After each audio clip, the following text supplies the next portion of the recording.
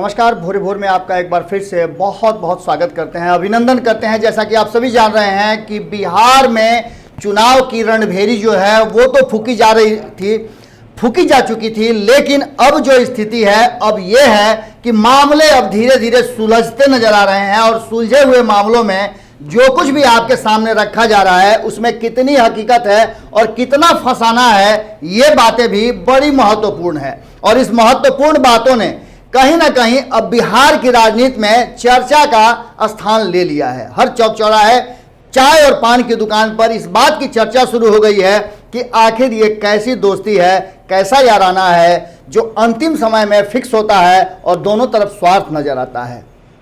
जिस तरह से शादी ब्याह में हमने आपको बताया था कि शादी ब्याह में जिस तरह से फूफा मामा चाचा मुंह फुला लेते हैं, उस तरह से सारा नजारा देखने को मिला।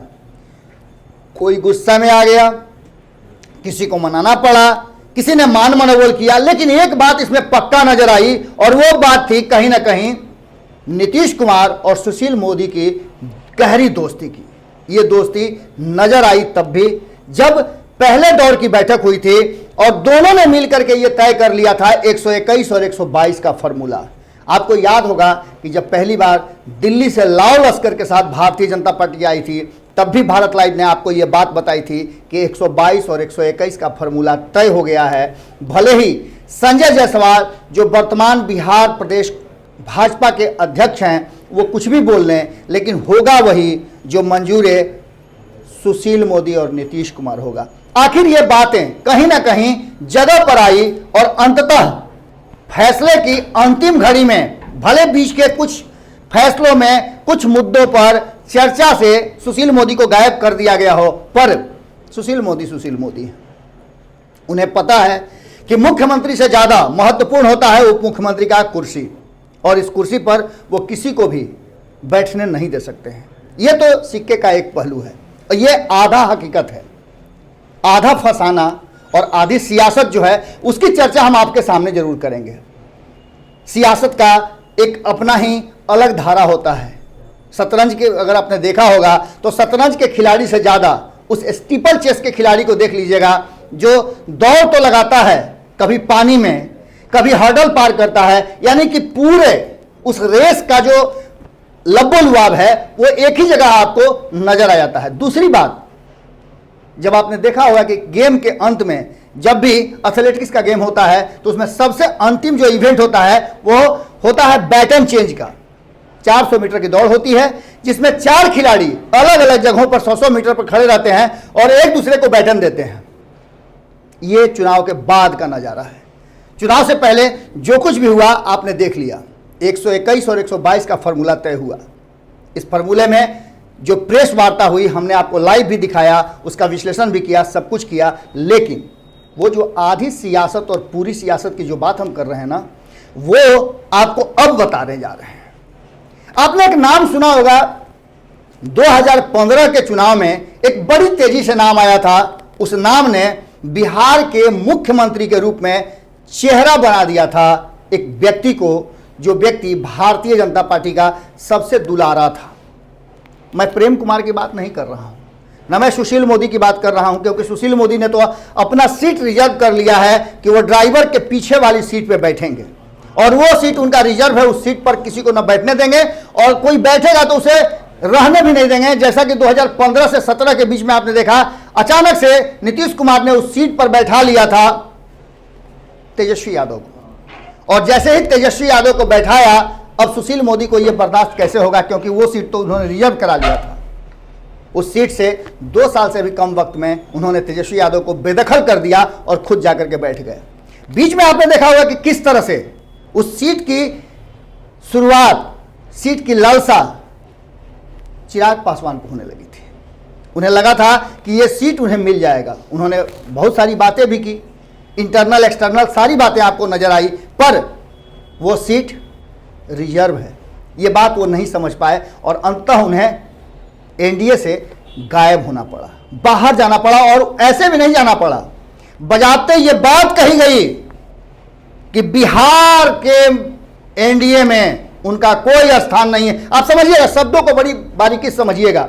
बिहार एनडीए में चिराग पासवान की कोई औकात नहीं है, उन्हें बाहर किया जाता है, केंद्र के नहीं। मोदी वाले एनडीए में नहीं, बड़े मोदी वाले एनडीए में वो रहेंगे, छोटे मोदी के एनडीए से वो बाहर जाते हैं। और इस बात के लिए जैसे ही आपने देखा होगा कि दिल्ली से टीम आई, बातें हो गई थी सब कुछ, लेकिन अंततः जो कुछ भी हुआ वो सारी चीजें आपके सामने आ गई।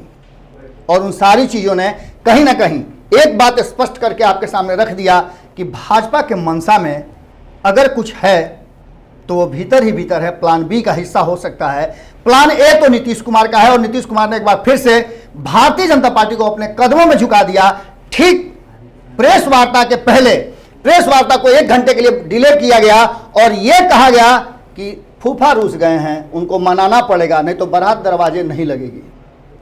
आपने अक्सर देखा होगा कि जब बारात जाती है और कोई रिश्तेदार रूठ जाता है तो उसके सामने लोटा में पानी लेकर के गमछी से तोप करके और अगिया मांगा जाता है कि हुजूर जो गलती सही हुई क्षमा कीजिए, अब तो आइए। और बिल्कुल वैसा ही हुआ। संजय जायसवाल वहां से निकले और एक अलग से मीडिया सेंटर में जाकर के उन्होंने प्रार्थना की, हाथ जोड़ करके कहा कि नीतीश कुमार ही मुख्यमंत्री के उम्मीदवार हैं। कल तक कप्तान थे, अब उम्मीदवार भी हो गए, और उनके अलावे किसी के नाम का भरोसा नहीं किया जा सकता है। साफ तौर पर उन्होंने कहा कि जो लोग भी उनके नाम को नहीं मानते हैं बाहर चले जाएं, और हो भी गया। साफ कहा गया कि मोदी के नाम का प्रयोग नहीं कर सकते हैं। बहुत सारी पॉइंट्स आई थी जिसमें बार बार आपने देखा होगा कि सुशील मोदी किस तरह से उन सारी बातों को दूसरे से के मुंह के शब्दों को छीन करके अपने बता रहे थे, लेकिन यह सिक्के का एक पहलू था। इस बार सुशील मोदी चुनाव तक जो भी करना है कर लें, लेकिन उसके पीछे की कहानी, प्लान बी की कहानी जो है, और बीजेपी जेडीयू एकता की, वो चुनाव के बाद की रची जा रही है।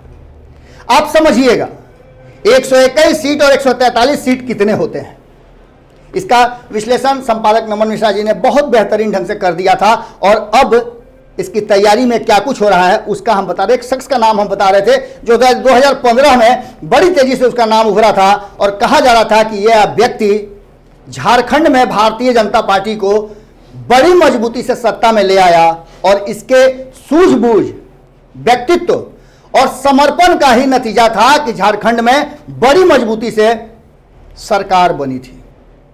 अब आगे बढ़िए आप। इस व्यक्ति को 2015 में चुनाव लड़ाया गया था, नाम है राजेंद्र सिंह। बहुत सारी बातें हुई, आपको याद होगा कि झंडा को लेकर के, डंडा को लेकर के और बहुत सारी बातों को लेकर के इन पर केस भी दर्ज हुए थे। एक तरफ जहां केस दर्ज हुआ था भागलपुर में अश्विनी कुमार चौबे के सुपुत्र अरिजीत शाश्वत पर कि उन्होंने लोगों की भावनाएं भड़काई, दंगा भड़काने का काम किया। और आपको याद होगा कि राजेंद्र सिंह भी वो शख्स थे जो शाहाबाद के क्षेत्र में, उन पर भी केस दर्ज हुआ था, उन्हें भी जेल जाना पड़ा था। और वही राजेंद्र सिंह हैं जिन्हें कहा जा रहा था कि अगर बीजेपी सरकार में आती है तो मुख्यमंत्री के प्रबल दावेदारों में उनका नाम है। आज राजेंद्र सिंह भाजपा से इतिश्री बाय बाय कर चुके हैं, और बाय बाय करने के बाद वो कहां गए हैं, यह बात बड़ी महत्वपूर्ण है। चिराग पासवान ने उन्हें सदस्यता ग्रहण करा दी है, और वो चुनाव लड़ रहे हैं नीतीश कुमार के सबसे प्रिय पात्र दिनारा के सीट से। दिनारा सीट भारतीय जनता पार्टी ने मांगा था पर नहीं मिला था। अब आप समझ लीजिए कि जितने भी विक्षुब्ध हैं, राजेंद्र सिंह ही नहीं, वो पूरी टीम आरएसएस के समर्पित राजेंद्र सिंह, जो कभी भी भारतीय जनता पार्टी को नहीं छोड़ सकते हैं, वो छोड़ करके एलजेपी में शामिल हो गए हैं। एलजेपी ने कहा है कि वो मोदी के साथ है, नीतीश तेरी खैर नहीं। अब ये बातें कह सकते हैं, स्वतंत्रता है अभिव्यक्ति की, पर भारतीय जनता पार्टी को हरदी गुर्दी बोलना पड़ा। एक तरफ जहां आपने देखा कि संजय जायसवाल उस बैठक से पहले, प्रेस वार्ता से पहले जाकर के ये अनाउंस करते हैं कि नीतीश जी ही कप्तान होंगे, नीतीश जी ही मुख्यमंत्री के दावेदार हैं, उनके सामने कोई नहीं है, हरदी गुर्दी। लेकिन फिर क्या होता है, फिर यह होता है कि इतने से काम नहीं चलेगा, मरला के बाद ठुठियाएंगे भी। और बिल्कुल वही हुआ प्रेस वार्ता में, और कोई बात नहीं हुई। एक तरफ जहां नीतीश कुमार ने बार बार यह बात कहा कि तेजस्वी में कोई दम नहीं है बिना नाम लिए, लालू प्रसाद के शासन को उन्होंने दिखाया, फिर विकास की बात हुई, और सुशील मोदी ने कुछ बातें एक सोशल मीडिया में भी कही और साथ में ये भी कहा कि नीतीश में अगर आस्था है तो साथ रहिए, वरना मोदी का नाम भी नहीं आप ले सकते हैं। 4 लोगों के अलावा 5वां नहीं लेगा, अगर लेगा तो चुनाव आयोग से शिकायत करेंगे। लेकिन इससे पहले क्या हो रहा था हुजूर, 143 सीट लड़ने के लिए चिराग पासवान ने पहली बार नहीं कहा। 2 महीना से ये झमेला चल रहा है, तब कहां थे आप? हरदी गुर्दी तब बुलवा लेते। लेकिन अंतिम समय में ये सब कुछ करके कहीं ना कहीं मामले को शांत करने की कोशिश की गई है। दोनों ये बात जानते हैं, पर फैसला क्या होगा चुनाव बाद आपको एक नया बिहार देखने को मिलेगा।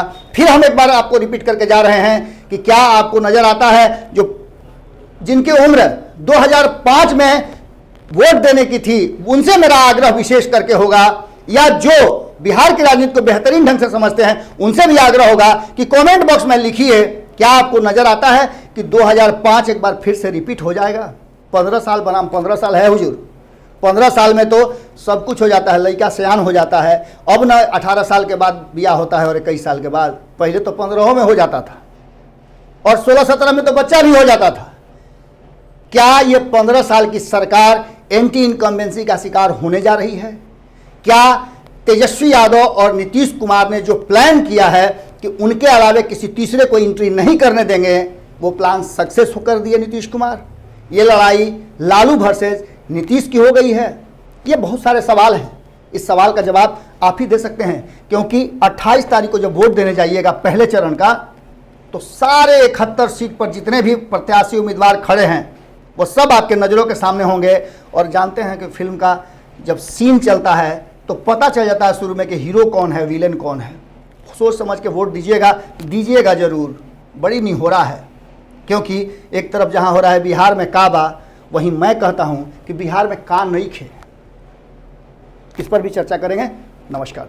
बढ़ाएं अपना कदम सक्सेस की ओर शिखर करियर इंस्टीट्यूट के साथ। शिखर करियर इंस्टीट्यूट पूर्वी भारत में एकमात्र कोचिंग संस्थान जो एक्सक्लूसिवली है मेडिकल एंट्रेंस एग्जाम के लिए।